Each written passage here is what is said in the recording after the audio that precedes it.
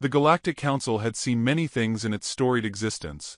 Wars that scorched planets, alliances forged over 1,000 suns, betrayals whispered on the edges of black holes. Yet nothing, not a single thread of its intricate tapestry, had prepared it for the arrival of humans. Ambassador Elaine Torres was late. By Galactic Council standards, this was an insult of the highest order. By human standards, however, she was fashionably on time. She entered the Grand Rotunda with a slow, deliberate swagger, boots clicking against the polished obsidian floor, a Stetson perched atop her head like a badge of stubborn pride. Her dress uniform was crisp, adorned with medals that gleamed under the Council's twin suns. She smiled, a dazzling, toothy grin that showed far too much casual confidence for someone standing in the den of predators. A murmur rolled through the assembled delegates, each whisper a ripple of confusion and mild disdain. The Norjak representatives, towering insectoid creatures cloaked in silky black robes, clattered their mandibles in irritation. Beside them, the serpentine Althari coiled tighter, their jeweled eyes narrowing to slits. To them, humans were little more than an entertaining footnote, a young species playing at diplomacy. Elaine tipped her hat back slightly and approached the central dais, her presence radiating an unsettling kind of warmth, like a campfire that could just as easily be a wildfire. "Howdy, y'all," she said, voice carrying an easy twang that made several translation devices crackle in confusion. "Sure is a mighty fine day to talk about peace." The Supreme Speaker, a gelatinous mass of fluctuating colors named Vrexenoth, pulsed in muted disapproval. It had taken centuries for the Council to establish a protocol for interspecies diplomacy, and here was a human, smiling like she was at a Sunday picnic. Elaine began her speech with the kind of sincerity that only humans seemed capable of faking perfectly. She spoke of unity, of mutual growth, of respecting differences and building bridges between stars. Her words were syrupy sweet, so dripping with earnestness that several delegates found themselves instinctively reaching for hidden weapons, just in case. The Norjak, however, found it all insulting. To them, diplomacy was war by other means, a chance to assert dominance without bloodshed, but always with the implied threat of it. Midway through Elaine's address, a tall Norjak noble named Gorvax interrupted, his voice a series of harsh clicks and rasps translated into Galactic Common. "The human speaks of peace as a predator speaks of mercy, hollow, meaningless. Your kind is soft. Your kind is weak. You do not belong among us." Elaine paused, tilting her head slightly, as if considering the insult. Her smile didn't waver. If anything, it grew brighter, dangerously so. She set down her speech tablet and leaned in slightly, hands clasped behind her back. "Well, sugar," she said lightly, "that's mighty rude of ya, but I'll chalk it up to bad manners and move right along." The Norjak bristled, antennae twitching. In their culture, to be dismissed was a grievous slight, far worse than any direct insult. Gorvax took 2 aggressive steps forward, towering over Elaine, who remained infuriatingly casual, as if he were no more threatening than a tourist attraction. Before anyone could intervene, Gorvax struck. It was quick, a vicious swipe meant only to frighten, to assert physical superiority. But humans, even their diplomats, were trained differently. Elaine moved, not to defend herself, but simply by instinct, leaning back with a grace that made the blow barely graze her. Barely. The contact, however slight, was catastrophic. The Norjak's talon caught the edge of her temple. There was a soft, wet sound. Elaine stumbled once, twice, and then crumpled to the obsidian floor like a marionette with its strings cut. The rotunda froze. The silence was a vacuum, heavy and unnatural. For a heartbeat for 2, the entire Galactic Council stood still, collectively holding its breath. Gorvax drew himself up, unrepentant. The human was fragile. It was inevitable. The humans' delegation, a small contingent in formal dress, made no move, no sound. They simply stood, their faces blank, unreadable. Behind them, the walls seemed to close in, the very light of the council chamber dimming slightly, as if reacting to an unspoken, gathering storm. A single human, a tall man with sandy hair and an easygoing slouch, stepped forward. His nameplate read Commander Mark Wren. His uniform was immaculate, his boots shined, His face split in a polite, detached smile that somehow conveyed everything and nothing at once. He knelt beside Elaine's body, pressed 2 fingers to her neck, and then rose, his movements smooth and deliberate. He turned to face the council, gaze sweeping across the delegates with a predator's slow, measured calculation. "We thank you for your hospitality," Mark said, voice steady, every syllable enunciated with razor precision. "We regret to inform you that Ambassador Torres has expired. A beat. In accordance with Article 7, subsection 42 of the Galactic Accord on Diplomacy and Hostilities," Mark continued, still smiling, "the unprovoked killing of a duly appointed diplomat constitutes an act of war." Vrexenoth pulsed a nervous blue. "Commander Wren, surely we can resolve this misunderstanding." Mark raised a hand, the gesture calm but commanding. "No need. Humanity is not prone to emotional decisions. We prefer measured responses."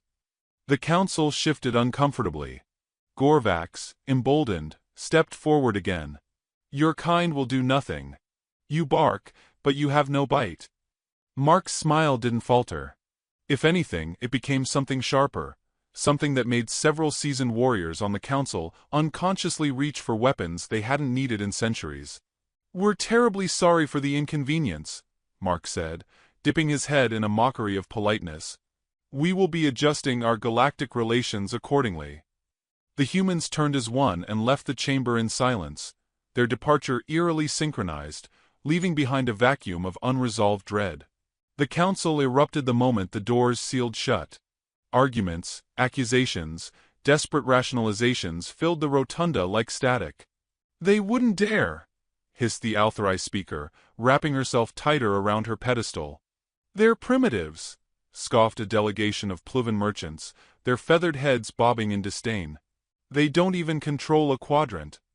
"They are patient," murmured an Elderskarn historian, whose people still remembered how fast humanity had risen from planetary infancy to interstellar presence. "And they are vindictive." The Norjak delegation laughed, the sound a clicking cacophony that grated on sensitive ears. "Let them come," Gorvax said, voice dripping with contempt. "We will swat them from the stars." Beyond the council walls, deep in the blackness between galaxies, the humans moved with purpose. Fleets that had been hidden, vessels cloaked by technologies the galaxy hadn't yet discovered, shifted into position. Quietly, patiently, without fanfare. On Earth, the news of Ambassador Torres' death was met not with outrage or chaos, but with a solemn, methodical resolve. Governments spoke in measured tones. Military leaders gathered in austere rooms lined with oak tables and dim lights. Civilians carried on their lives, but under the surface, something ancient and terrible stirred. Across human space, an old signal, unused for generations, echoed from system to system. Code Black. Absolute war authorization. Mark Wren stood on the bridge of the HSS Dauntless, staring out at the stars. His second-in-command, a woman named Lieutenant Rhea Holt, approached, datapad in hand. "Sir," she said crisply. "Orders." Mark didn't look away from the viewport. "Smiling Tiger Protocol," he said softly. "Initiate Phase 1. Rhea hesitated, then nodded once. Her fingers danced across the datapad. Across human territory, sleeper agents activated. Cyber warfare units unleashed silent, lethal viruses. Trade disruptions, economic subversions, psychological operations. A symphony of unseen warfare began to play, each note calculated, each move designed to destabilize the Norjak from within before a single shot was fired. Humanity had learned long ago that real war was never won with brute strength alone. It was won in the mind first, in the breaking of spirit, the eroding of certainty. Mark finally turned from the viewport, his face lit from below by the tactical displays, casting sharp shadows over his features. "They think we're soft," he said, almost to himself.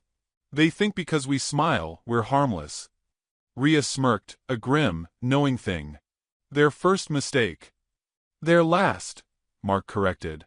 Far across the stars, the Norjak homeworld glittered under its twin suns, a beacon of arrogance and power. And somewhere, unseen, A human fleet prepared to snuff that light out with the clinical, inevitable precision of a predator that had finally decided to stop playing with its prey. The trap was sprung. And the galaxy, though it didn't know it yet, would never be the same. The war room aboard the HSS Dauntless was deceptively ordinary. To an outsider it might have looked like a boardroom on Earth. A long table, neatly arranged chairs, muted lighting. But the walls were lined with displays showing the real shape of the battlefield. Not one of trenches and cannons, but networks of trade, supply chains, political alliances. Lines of influence, vulnerabilities, opportunities. It was a surgeon's map, not a soldier's. Commander Mark Wren stood at the head of the table, a steaming mug of black coffee cradled in his hand. His easy slouch, the casual sip, the faint smirk tugging at his mouth, they all screamed relaxation. Anyone who didn't know him would have been lulled into thinking he was disinterested. Anyone who knew him well understood that he was memorizing every data point on the screens with predatory precision. Lieutenant Rhea Holt, sharp-eyed and faster-witted than most computers, tapped on her tablet, bringing up a schematic of the Norjack Dominion's critical infrastructure. Mining hubs, agricultural worlds, fuel depots, each location blinked in soft red. "We're in position across all major sectors," Rhea said, her voice clipped and professional. "Sleeper cells are active. Economic disruptors are seeded into their trade routes. Phase 1 is ready to execute on your command." Mark set down his mug with a soft clink. His fingers steepled thoughtfully. The room around him was silent, the other officers watching, waiting, holding their collective breath. "Begin," he said. Across the stars, chaos moved like a whisper. Norjack mining stations experienced critical accidents, refinery explosions, inexplicable power failures, atmospheric leaks that conveniently forced evacuations. Norjack shipping convoys found their navigational systems sabotaged, rerouting them into asteroid fields or dead zones where they simply vanished. Communications hubs suffered blackouts. Banking systems glitched, transferring entire fortunes into frozen, unreachable accounts. Food shortages began to creep across their outer colonies like a spreading rot. And yet, to the galaxy at large, humanity appeared completely uninvolved. No war fleets moved openly. No declarations were made. If anyone bothered to look, humans were still offering cheery messages of cooperation and trade, smiling in council meetings, attending diplomatic events with glasses of champagne raised high. It was warfare by 1,000 cuts, and the Norjack were bleeding badly. Back aboard the Dauntless, Mark leaned against the railing of the observation deck, watching a swirling nebula throw violet light across the void. Rhea joined him, her own mug steaming in her hands. "They still think we're amateurs," she said, sounding both amused and disgusted. "They want to believe it," Mark replied. "Easier than admitting they picked a fight with the thing hiding under the bed." He sipped his coffee, savoring the bitterness. "Besides," he added with a half-smile, "the surest way to make a human dangerous is to assume they aren't." Down in the command pit, analysts and tacticians worked tirelessly, tracking the unfolding consequences. Mark had handpicked them. Veterans of Earth's shadow wars, people who understood that real power wasn't in who fired the first shot, but in who controlled the pieces no one realized were part of the game. Infiltrators planted years ago activated. Seemingly loyal Norjack administrators turned out to be on humanity's payroll, feeding false reports to their superiors. Politicians on Norjack colony worlds began to push for reforms suspiciously aligned with Earth's values. Paranoia seeped through Norjack command structures like a virus. No one knew who could be trusted. The Council noticed the disturbances, of course. There were whispers of economic instability, of civil unrest. But when humanity's envoys were asked, they merely shrugged and spoke in comforting platitudes. Mark played the role to perfection.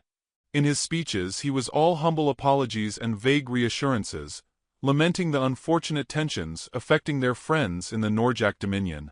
Behind closed doors, he crafted plans with the cold meticulousness of a master surgeon, preparing an unavoidable amputation. One evening, as the stars outside the Dauntless wheeled and burned, Mark gathered his inner circle for a briefing. Around the table sat Lieutenant Holt, Intelligence Director Samuel Vance, and Fleet Admiral Naomi Lee. Mark activated the main display, which now showed not just the Norjack Dominion, but a web of secondary species, minor powers who had long gravitated toward the Norjack for protection or economic advantage. "Here's the real battlefield," Mark said, his voice low, threading through the room like a blade through silk. "The Norjack can absorb a lot of punishment. They're tough, but their allies are opportunistic. They don't care who's in charge as long as they're left alone." He pointed at several highlighted systems. "Our goal isn't just to break the Norjack. It's to make them radioactive. If we move right, when we finally go kinetic, they won't have a single friend left to call." Admiral Lee, a veteran of the Europa rebellions, tapped her knuckles against the table thoughtfully. "You're proposing a full political isolation." Mark grinned. "Smiling tiger doctrine. We gut them before they realize they're even under the knife." Vance, the oldest in the room and the most cynical, chuckled. "I do love when the bad guys volunteer to dig their own graves." Over the next standard month, humanity's shadow war intensified. Pirate fleets, secretly funded by Earth, began hitting Norjack convoys. False flag operations made it look like Norjack security forces were attacking their own colonies. Carefully seeded scandals erupted in the media networks of neighboring species, revealing decades of Norjack corruption and exploitation. By the time open fighting finally began, no one wanted to come to the Norjack's aid. Not out of fear of humanity, not yet, but because the Norjack had been made to look like sick, dying animals. And no one in the galaxy wasted resources on the already doomed. Back in the council chambers, the humans remained infuriatingly friendly. At a particularly tense meeting, the Pluvan ambassador confronted Mark in full view of the assembled delegates. "Commander Wren," the ambassador said, feathers ruffled, "surely your people must know something of these disturbances?" Mark, seated with the casual air of a man at a backyard barbecue, smiled warmly. "We wish only for peace and stability, Ambassador. Anything else would be inconvenient for all parties involved." It was a simple sentence, innocuous on the surface.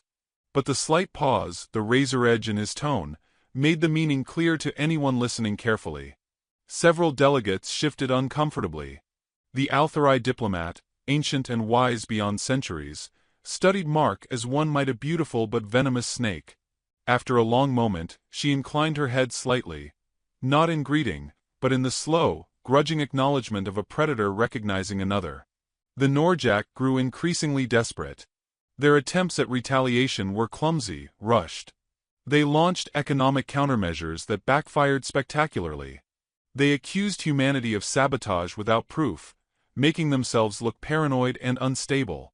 They demanded action from the Council, but received only platitudes and polite delays. When a Norjack warship, the Fanged Glory, attacked a human freighter near the neutral planet of Athrasa, humanity had all the justification it needed. Mark stood on the dauntless bridge, watching the Council's official declaration authorize defensive measures. "Defensive," he mused aloud, a small smile playing at his lips. Such a flexible word. Within hours, human fleets emerged from cloak across dozens of sectors. They struck with terrifying precision, dismantling Norjack forward bases, severing trade routes, occupying critical jump points. Every engagement was clean, brutal, efficient. And still, humanity kept smiling. Messages were broadcast before each strike. "Dear Norjack authorities, we regret the necessary enforcement of defensive measures. Please evacuate non-combatants.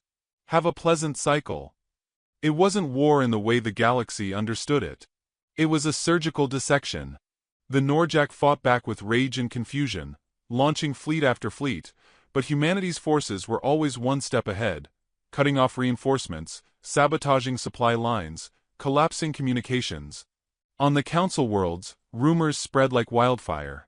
Some said humans were psychic. Others whispered that they had ancient precursors backing them.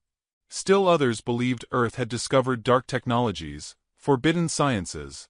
The truth was simpler and far more terrifying. Humans were just better at war. Not because they were stronger. Not because they were faster. But because they understood something most species had forgotten. Real war was won long before the first shot was fired. Mark stood in the dauntless CIC, as another victory report scrolled across the main screen. Fleet Admiral Lee turned to him, one eyebrow raised. Phase 2? She asked. He nodded. Phase 2. Across human space, mobilization codes lit up. Reserve fleets activated. Defense grids spun to life. Planetary militias received encrypted orders. Humanity wasn't just fighting anymore. It was preparing to end the Norjak. Rhea approached, her expression serious. Intercepted communications indicate the Norjak leadership is considering surrender negotiations. Mark sipped his coffee, unfazed. Let them stew. We're not finished yet. A low hum of approval ran through the command deck. They all understood. This wasn't about punishment. This was about making sure no one, ever again, thought it wise to lay a hand on humanity.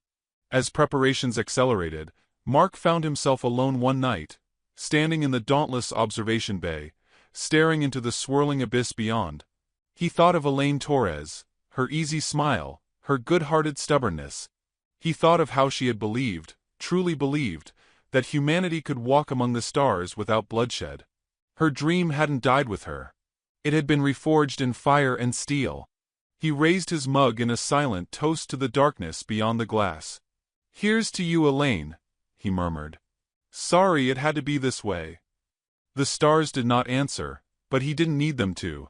He had all the answers he needed. The galaxy had mistaken humanity's kindness for weakness, their patience for cowardice, their smiles for submission. It would not make that mistake again. And humanity, polite to the end, would make sure of it. The official war declaration from Earth arrived like a polite letter at the doorstep of a burning house. It was simple, elegant, and terrifying in its precision. To whom it may concern. Due to grievous violations of interstellar diplomacy, and the unprovoked death of our ambassador, humanity hereby declares a state of total war against the Norjak Dominion. Effective immediately. Respectfully. The United Earth Government. The message was transmitted in every known language, broadcast on every channel, posted on every public bulletin across council worlds. It was not a roar of fury, nor a guttural call to arms. It was a statement of fact, delivered with the dry finality of an eviction notice stapled to a condemned building. Commander Mark Wren stood at the heart of the HSS Dauntless, the main bridge illuminated by tactical maps that bloomed in crimson and gold. The countdown was nearly complete. Across a dozen sectors, humanity's fleets idled in cloaked silence, awaiting the signal. Mark adjusted the cuffs of his dress uniform, immaculate as always. Beside him, Lieutenant Rhea Holt shifted from foot to foot, a tiger itching for the leash to snap. "We ready?" she asked, almost too casually. Mark's lips twitched in the ghost of a smile. "Born ready." The command was a whisper, lost under the sudden roar of activation across the stars. Humanity moved. The first strike was not a bombardment but an unveiling. Ships hidden by adaptive camouflage emerged from the shadows. Sleek, predatory designs that dwarfed anything the Norjak had fielded. The Silent Spear Fleet, humanity's elite first strike armada, materialized around Norjak border stations. There was no warning, no ceremony. The stations were shredded in minutes, caught between pinpoint railgun blasts and precision torpedo strikes. On the Norjak colony world of Kavrax 3, the ground shook as automated drop pods rained down from orbit. Soldiers in powered exoskeletons, compact, efficient, lethal, deployed with ruthless efficiency. Civilians were spared, corralled safely by units trained to separate combatants with almost surgical accuracy. But Norjak military installations? Reduced to smoldering craters before local commanders even finished issuing orders. Mark watched it all unfold through the holographic feed, his arms folded, his expression unreadable. It wasn't that he enjoyed the destruction. It was that he understood it was necessary. For too long, the galaxy had confused human restraint with weakness. For too long, they had imagined humanity's smiles were shields instead of veiled blades. Now they would learn otherwise. In the council, pandemonium reigned. Emergency sessions were called. Frantic ambassadors from neutral species screamed across hollow channels. Couldn't humanity see reason? Couldn't they show mercy? The humans smiled, bowed their heads and issued formal responses. We are conducting defensive actions to secure our sovereignty and dignity. We apologize for any inconvenience. No apologies. No concessions. Only relentless advance. On the fourth day, the Norjak launched their grand counterattack. It was supposed to be a decisive morale-shattering blow, a multi-pronged strike with 3 armadas converging on a key human supply hub near the star cluster known as the Pleiades Rift. Mark had known about it for weeks. He stood in the dauntless Situation Room, sipping lukewarm coffee, as the Norjak fleets hurtled straight into a trap that had been lovingly, patiently set. The human response was almost artistic. Hidden minefields, deployed by stealth drones weeks earlier, tore into the Norjak vanguard. Electronic warfare suites blanketed their ships with false signals, scrambling communications into babbling nonsense. Railgun turrets hidden within what had looked like harmless cargo stations unfolded like metallic flowers, punching neat holes through Norjak capital ships. In the final act, human dreadnoughts, 3 times larger than any known Norjak vessel, decloaked directly behind the enemy forces. The battle lasted 17 minutes. When it ended, the Pleiades Rift was littered with the drifting wreckage of what had once been the Norjak's greatest fleets. On the dauntless bridge, Rhea Holt let out a low whistle. "That's damn near poetry." Mark said nothing. His eyes were fixed on the casualty reports scrolling across the screen.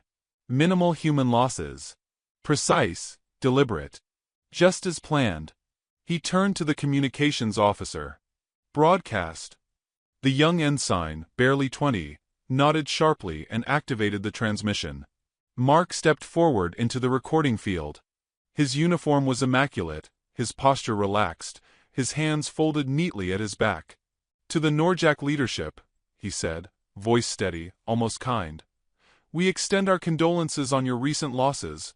We would like to remind you that further hostilities are both unnecessary and inadvisable. Should you wish to surrender, we are willing to discuss terms. Respectfully, Commander Mark Wren." He gave a small, polite bow and cut the feed. The message was broadcast across every available Norjak channel. Across their worlds, despair settled like toxic dust. And still, the humans kept advancing. On the council homeworld of Saravan, the surviving Norjak ambassador, Lord Veshtak, staggered into the Great Hall to demand emergency aid. His carapace was dulled with stress, his voice a rasping plea. "They're not fighting fair," he bellowed. "They're using tactics beyond reason." The assembled delegates, Altharai, Pluvin, Ilari, and a dozen other species, exchanged uncomfortable glances. Not out of sympathy. Out of fear. Humanity wasn't using forbidden technology. It wasn't employing black magic. It was simply better. Veshtak slammed his claws against the council podium, splintering the wood. "You must sanction them. You must stop them before." He stopped. Because the human ambassador had entered the room. It was a different envoy this time, a woman named Sophia Zhang. Younger than most, dressed in the unassuming uniform of a junior diplomatic officer. No medals. No gaudy displays. Just a kind smile and steady, piercing eyes. She bowed politely to the assembly. "We humbly submit," she said, "that humanity has acted within the bounds of interstellar law. We responded to an act of war with a formal declaration, and have offered surrender terms multiple times." She smiled a little wider, just enough to flash the tiniest hint of teeth. "If the Norjak prefer annihilation to compromise, we are, of course, prepared to oblige." There was no overt threat in her words. Only inevitability. The council voted. No sanctions were issued. No aid was offered. The Norjak were on their own. Aboard the Dauntless, the final phase began. Mark and his team initiated coordinated strikes on the Norjak homeworld's defensive grid. Not random bombardments. Precision hits. Military command centers, shipyards, orbital batteries, all eliminated systematically. Within days, the Norjak military was reduced to scattered remnants, forced into hiding or surrender.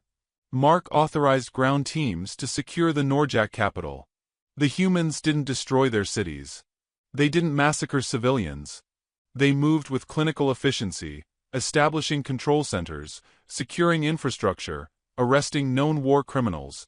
They treated the Norjak population with firm respect, knowing full well the galaxy was watching. And in doing so, they shattered the final myth of human weakness.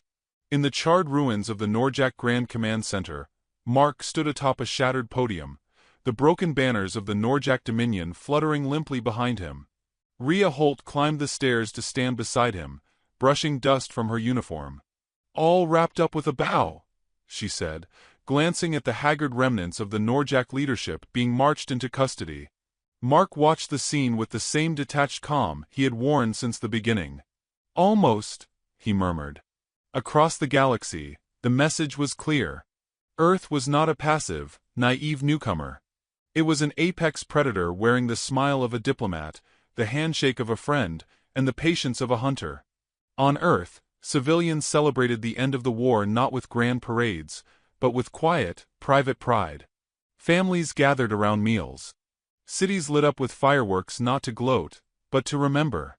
They celebrated the memory of Ambassador Elaine Torres, whose death had been the ember that ignited a supernova.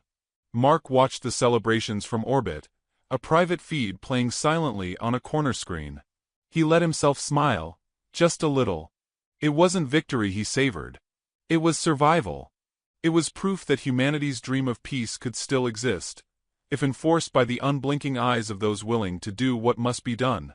Lieutenant Holt interrupted his thoughts with a fresh report. "Sir," she said, "the council's requested a meeting. Full assembly. They want to discuss a new arrangement." Mark set his mug down and straightened his uniform.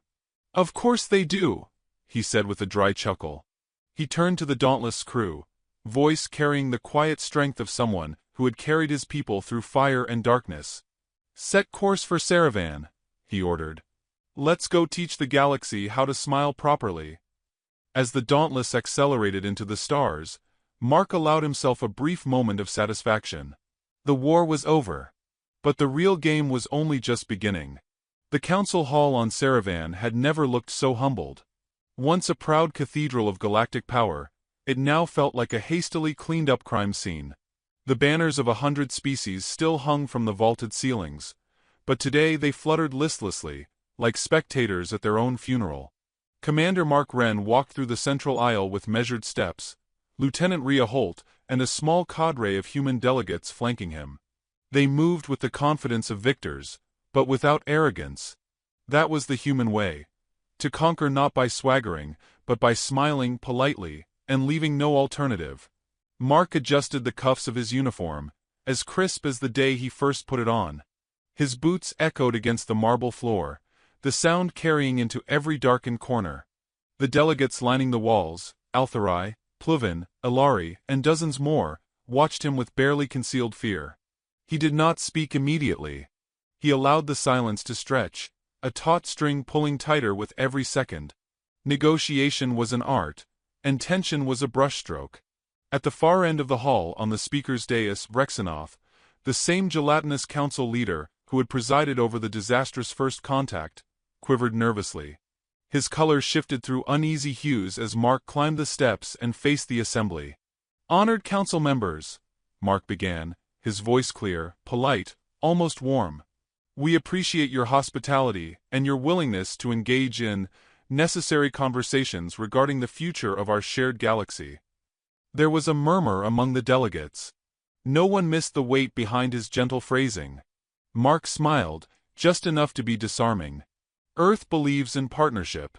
We believe in respect, cooperation, and the right of every species to govern its own destiny. He let that hang for a moment, savoring the tiny flickers of hope it ignited. "However," he continued, the smile never reaching his eyes, "we also believe in consequences." Several delegates visibly recoiled, as if he had drawn a weapon rather than spoken words. "The Norjak Dominion," Mark said, turning slightly to gesture toward the empty seats where Norjak ambassadors once sat, "chose to violate fundamental diplomatic principles. They mistook kindness for cowardice, courtesy for concession. They paid the appropriate price." The assembly remained silent. No one dared interrupt. Going forward, Mark said, his voice softening again, humanity will be instituting certain guarantees. The screens behind him activated, displaying a series of documents. Terms, clauses, agreements. Every delegate leaned forward to read them. No annexations. No forced occupations. No slavery, no plundering. Humanity would not demand tribute, or dismantle governments, or dictate internal policies. Instead, they demanded something far more dangerous: collaboration. Every major species would open diplomatic academies to teach human history, human warfare, human philosophy. Every major power would agree to collective security treaties, meaning any attack on Earth or its allies would trigger unified military response. Trade would flow freely, but violations of contracts would be met with coordinated sanctions. It was, in short, the building of a new galactic order. One where humanity stood not above, but among the other species, smiling, helpful, but unmistakably holding the keys to the new era. Vrexenoth pulsed uncertain colors, struggling for words. Commander Wren, he finally managed. These terms. They are not unreasonable. But they are comprehensive. You leave little autonomy. Mark inclined his head in mock sympathy. Autonomy remains, Speaker. Only the autonomy to destroy oneself has been trimmed slightly. A few brave delegates chuckled nervously. Mark didn't press. He didn't need to. They would accept. They already had, the moment they allowed him to speak unchallenged. Still, for the sake of formality, a vote was conducted. The measure passed by an overwhelming majority. The alternative was simply unthinkable. Later, as the council recessed, Rhea leaned close and murmured under her breath. Was it supposed to be that easy? Mark's lips quirked. It's always easy when they're terrified enough. She grinned. You do have a way with people. He chuckled softly. People are easy. It's predators you have to charm. As they departed the hall, they passed clusters of alien dignitaries whispering among themselves, casting furtive glances at the humans. Some eyes shone with admiration, others with barely concealed terror. Either would serve. Back aboard the Dauntless, celebrations began, muted but heartfelt. Crews broke out ration bottles of whiskey, shared contraband cigars, played old Earth songs over the ship's comms.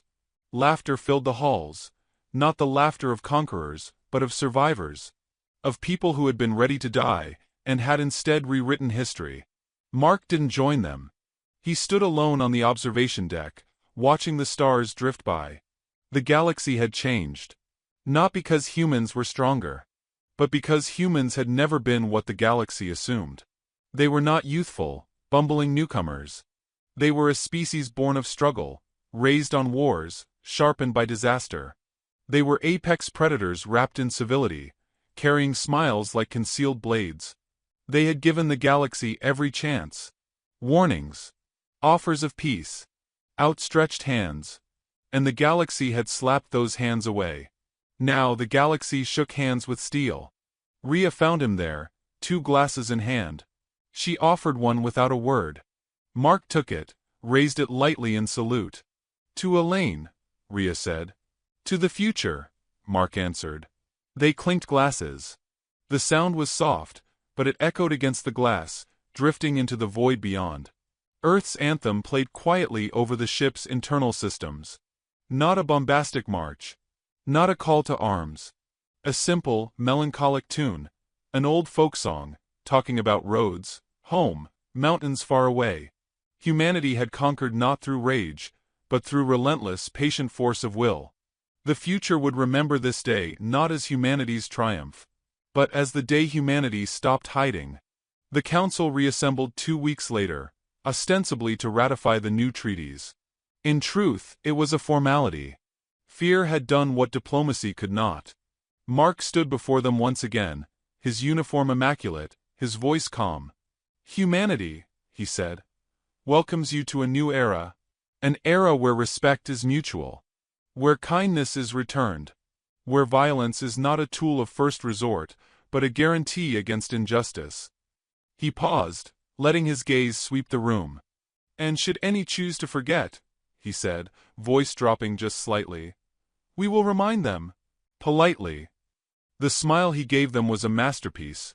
Warm, gentle, and absolutely merciless. The council bowed their heads in agreement. After the session, an Altherai elder approached him, one of the few who had not fled or hidden during the war. Her scaled skin shimmered with age, and her eyes, deep and ancient, studied Mark as one might study a riddle wrapped in fire. "You smile when you promise death," she said, not accusing, merely observing. Mark shrugged lightly. "Only because it would be rude to frown." She nodded slowly. "Perhaps it is better to be ruled by those who understand courtesy and inevitability." Without another word, she turned and departed. Rhea approached, amused. "Making new friends?" "Planting seeds," Mark said. Behind him, the humans quietly dismantled the last remnants of the old galactic order, brick by careful brick. News broadcasts buzzed across the galaxy. Alien commentators tried to explain the sudden shift. Analysts discussed human psychology, trying to piece together what they had missed. Academics invented new fields of study overnight: human diplomacy studies, human strategic warfare theory. Across newly freed Norjack worlds, human advisors set up new institutions: democratic councils, free markets, libraries stacked with history books detailing humanity's own brutal, bloody past. It was not colonization. It was transformation. It was dominance so complete it didn't even require occupation. On the Dauntless, Rhea and Mark watched a council broadcast together. The screen showed alien dignitaries exchanging ceremonial gifts with human envoys. Smiles all around. Carefully measured, politely forced. "They're scared of us," Rhea said, swirling the last of her drink. Mark considered that for a long moment. "They're scared of what we had to become," he said finally. "But maybe that's the price of peace." She leaned back, stretching like a cat. "Not a bad price, all things considered." He smiled, a genuine one this time. "No. Not bad at all." A silent alert blinked in the corner of the screen. New intelligence.